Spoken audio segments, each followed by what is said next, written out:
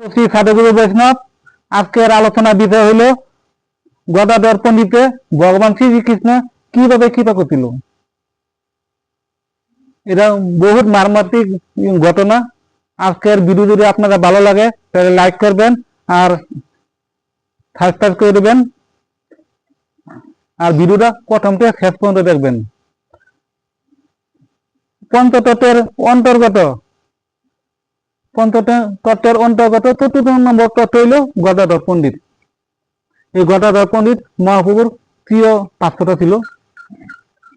তিনি ভক্ত শক্তির অবতার আছেন। এই গদাধর পণ্ডিতে কিভাবে কৃপা করছিল এটা আমরা জানবার আগে আমরা যাইতে লাগবো জগন্নাথ মন্দিরে। জগন্নাথ মন্দিরের দক্ষিণ পশ্চিম কোণে একটা ছিল ধনেশ্বর শিবের মন্দির। সেখানে একটা বাগান ছিল, এই বাগানটার নাম ছিল রমেশের টুটা। টুটা শব্দের অর্থ হইল বাগান। এই বাগানে মহাপ্রভু গদাধর পণ্ডিতে থাকবার জায়গা করে দিতে, যে তুমি এখানে থাকো, থাইকে সাধন ভজন করো। আর মহাপ্রভু প্রত্যেক দিন গদাধর পণ্ডিতের কাছে আইসে আয়া গদাধর পণ্ডিতের কণ্ঠে মহাপ্রভু নিত্য ভাগবত শ্রবণ করতেন। আর ভাগবত শ্রবণ করে কৃষ্ণ প্রেমে বিভোর হয়ে পড়তেন, হয়ে যেত।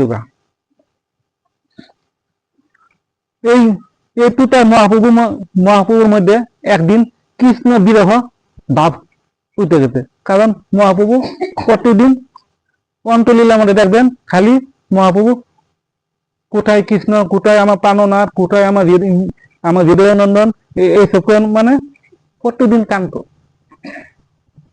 মহাপ্রভু মানে শ্রীকৃষ্ণর অবতার, কিন্তু প্রভু কৃষ্ণ কোথায় গেলে কৃষ্ণ পামু, প্রতিদিন কান্ত। এই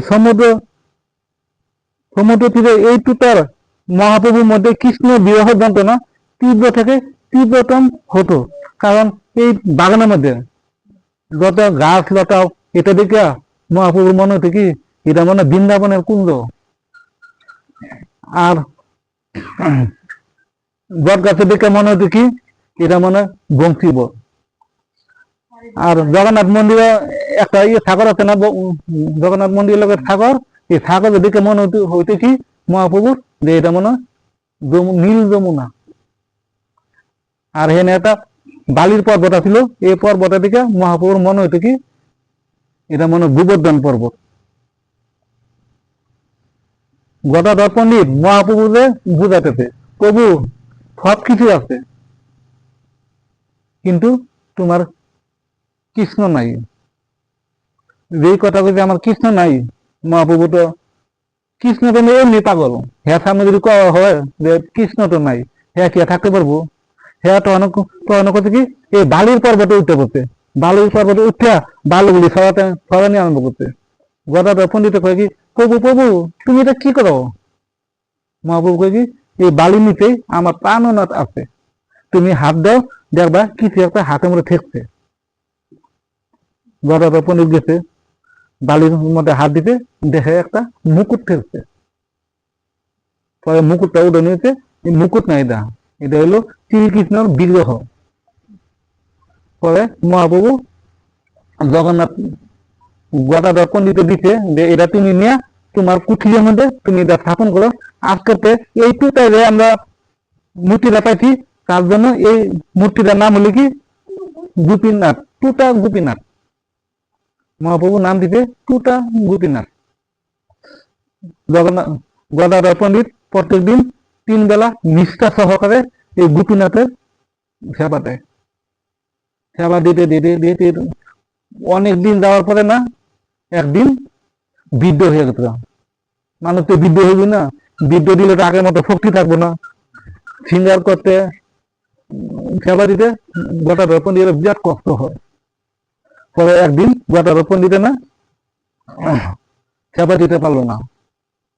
কোন ভক্ত যদি ভগবানের সেবা করতে না পারে, ভক্তের মনে কিরকম হইব এটা আপনারা খুবই জানেন।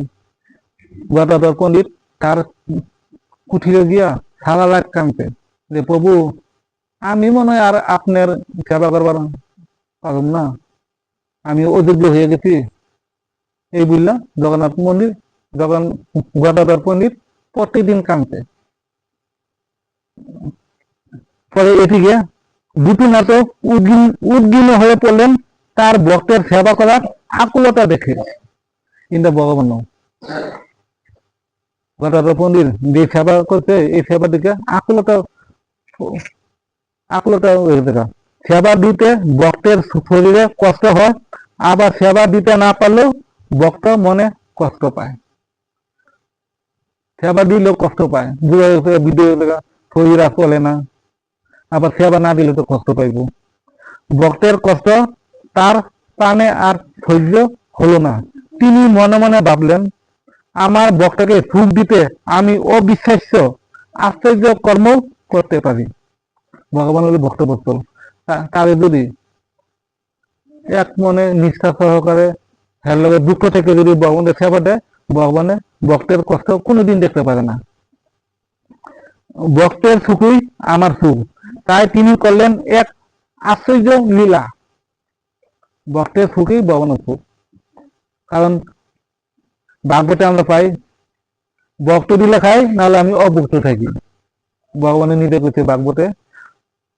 পরের দিন ব্রাহ্মণ মুহূর্ত গদাধর পণ্ডিত জনের গর্ভ গৃহের জনের দরজা খুললা গোপীনাথের মূর্তিরে দেখে সে একদম পড়ে গেছে, মনে হয় কি আকাশ ভাঙিয়া মাথার করছে। তখন আর ভগবান টুটা গোপীনাথ আর কি বঙ্গখাম হয়ে সেই ভঙ্গিমায় দাঁড়িয়ে নেই, তিনি পদ্মাসনে বসে পড়েছেন। তখন আর ভগবান তি বঙ্গ হইয়া দাঁড়ায় রয়েছে না, পদ্মাসনে বয়ে বসছে। কারণ ভক্ত কষ্ট পায়। ভক্তের শারীরিক অক্ষমতাকে হারিয়ে দিয়ে ভক্তের সেবা নিতে তিনি অলৌকিক লীলা করে ফেলেছেন। ভক্তকে সুখ দিতে করেছেন অবিশ্বাস্য কাণ্ড। ভগবানের এমন লীলা মাধুরী দেখে গদাধর পণ্ডিত বিস্মিত, বাকরুদ্ধ, আত্মহারা আনন্দে। তখন ভগবান এরকম লীলা করছে, গদাধর পণ্ডিতে বিস্মিত হয়ে গেছে, কি হইল? আগে ভগবান দাঁড়াইয়া ছিল ত্রিবঙ্গ খাম হইয়া, আর ওখানে পদ্মাসনে বয়ে পড়ছে। তাই গদাধর পণ্ডিতে শেষ পর্যন্ত গোপীনাথের করোনা পূজা প্রার্থনা জানাতে, প্রভু এই অদম্য তুমি এত কৃপা করছো।